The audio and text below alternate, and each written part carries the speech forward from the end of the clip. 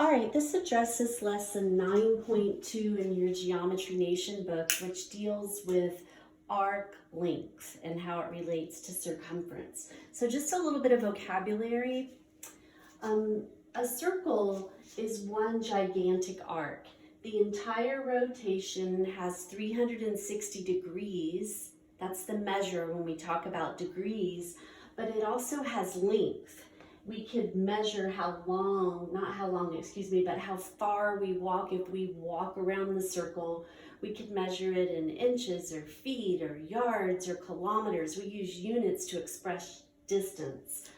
Arc length is a distance. Arc measure is a number of degrees. It's a rotation, how much you rotate, and there's a difference between the two. So first of all, the three different types of arcs. A minor arc has a measure less than 180 degrees, and you name it with two endpoints. So for instance, an example of a minor arc might be arc AR, and I put the arc over the top of it. That means I start at A and I rotate around to R. I did not rotate more than 180 degrees, so that's a minor arc.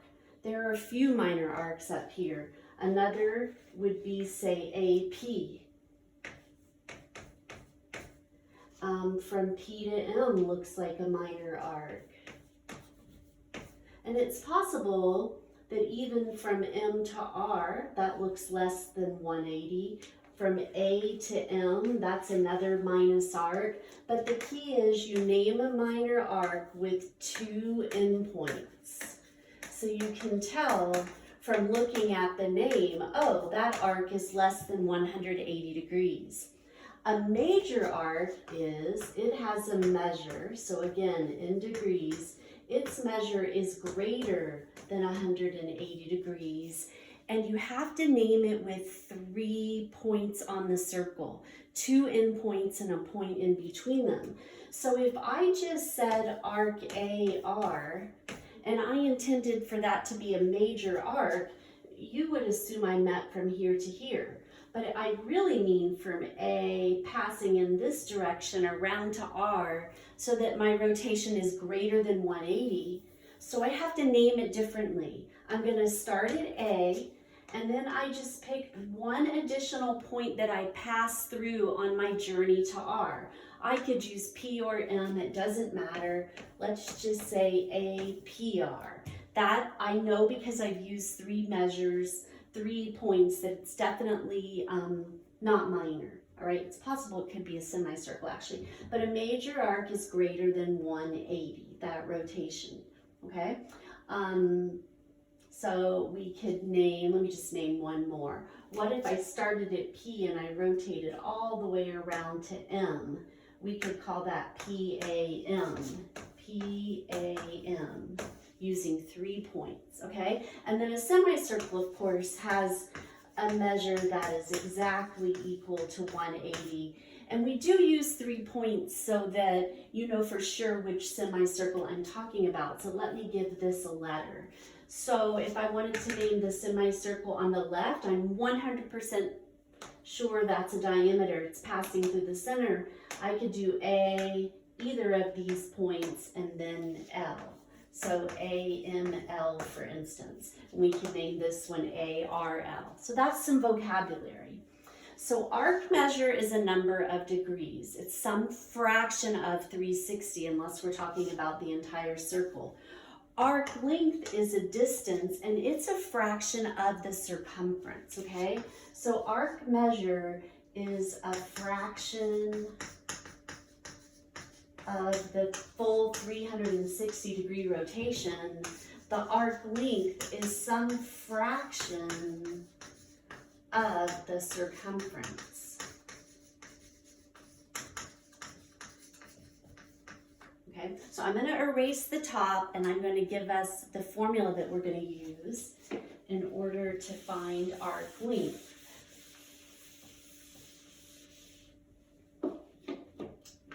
So let's just do a quick example. Suppose I told you that this was actually 90 degrees from A around to R. We're looking at a fourth of our circle. And I tell you that the radius of this circle from K to L, let's just say it's 8 inches. And I want to know the length of arc AR, not the measure, the length. The length is a fraction of the circumference. So this is the formula that we essentially use. Arc length,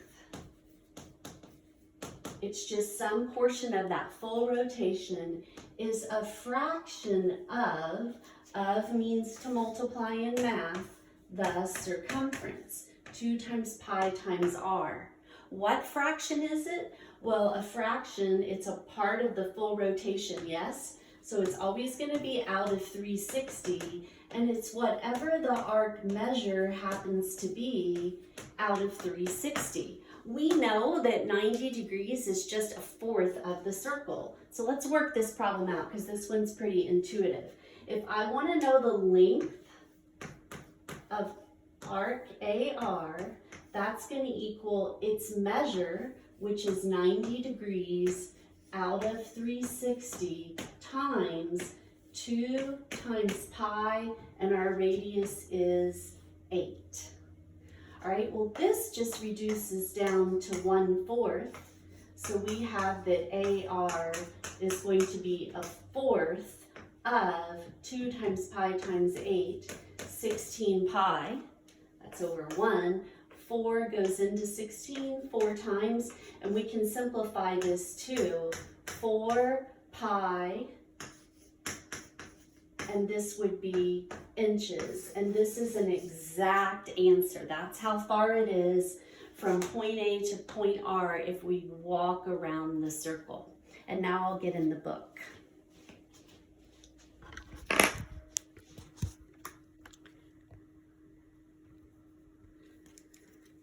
Okay, so let's do some examples now that we have established that. Okay, so I'm not going to fill this in here. You can watch the video on Geometry Nation if that's going to drive you crazy.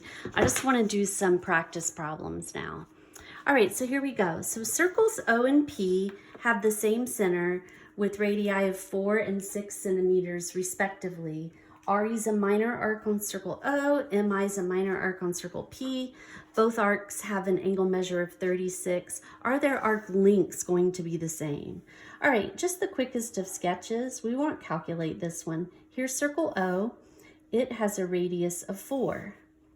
Here is circle P, and it has a radius of 6. RE is a minor arc on circle O, and MI is a minor arc on circle P, and they have the same angle measure. So all that means is if we start at R and we rotate the radius around like such, and we do that rotation 36 degrees, we'll end up at E. Same thing here. If I start at M and I rotate around 36 degrees, I'm going to end up at I. So the degree measures are the same because the amount of rotation is equivalent, but I think you can see that this circle is larger. So the distance that you would walk along this outer edge, along this arc, has to be greater in circle P than it is in circle O. They are not the same. So let's do some problems where we actually calculate things here. So we have a fan, and we want to find the length of this arc. We've been given the measure of this angle. This is called a central angle. We'll talk more about that later. There's the center.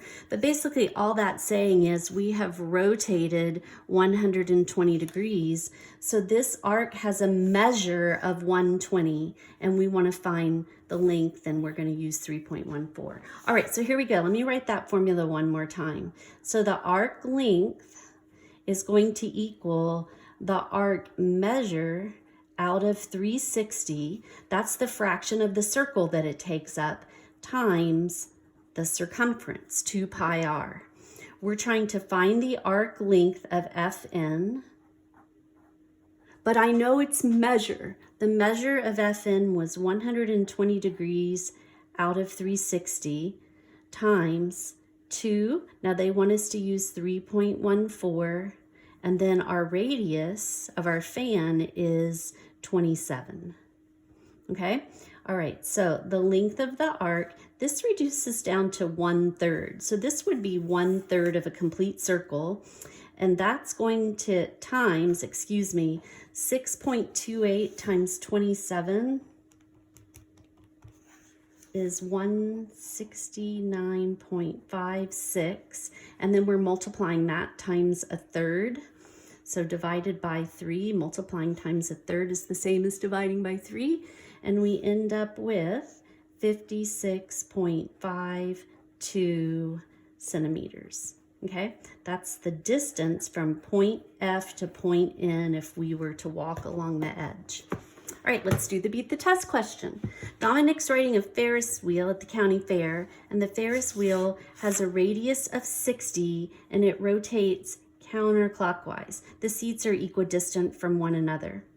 If the ride begins at A, it's going in the counterclockwise direction, and pauses at B, how many feet will he have traveled? Okay, so he's moving in this direction. This is going to be a major arc. So the degree measure is greater than 180. The radius is 60.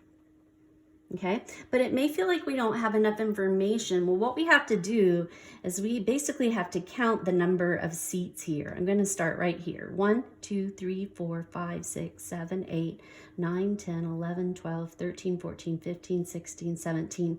There are 18 equal slices. If we take 360 and divide it by 18, the seats are the same distance apart, we can see that each of these is 20 degrees, and so on, and the radius is 60. Okay, so how many of those slices did we travel? Well, so we've got 1, 2, 3, 4, 5, 6, 7, 8, 9, 10, 11, 12 to get to B, okay? From A to B, we've traveled 12 clicks, if you will. 12 times 20 is 240 degrees. So that's the arc measure. So in order to get the answer in feet, the arc length, how far he traveled, that's going to be the measure of that arc out of 360 times 2 times pi times our radius, which is 60. I always like to reduce and simplify our fractions. We can get rid of the zeros. Remember your calculators, I mean, there's no reason we couldn't reduce that, but your calculators will reduce these for us. All right, so this is reducing down to 2/3 times 2 times 60 is 120 pi. 3 goes into 120 40 times. 40 times 2, we end up with 80 pi.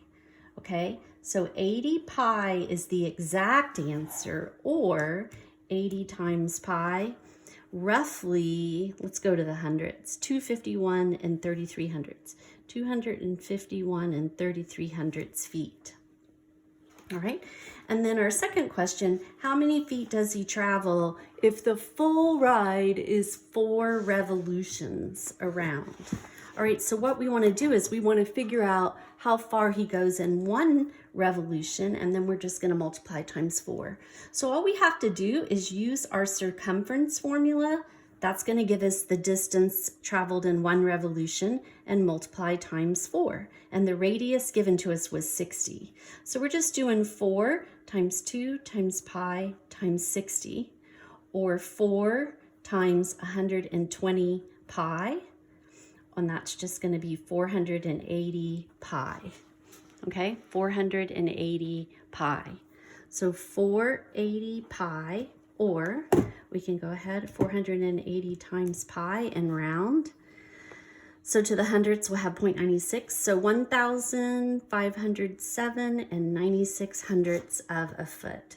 Now, warning, the problems in the practice book are trickier than these.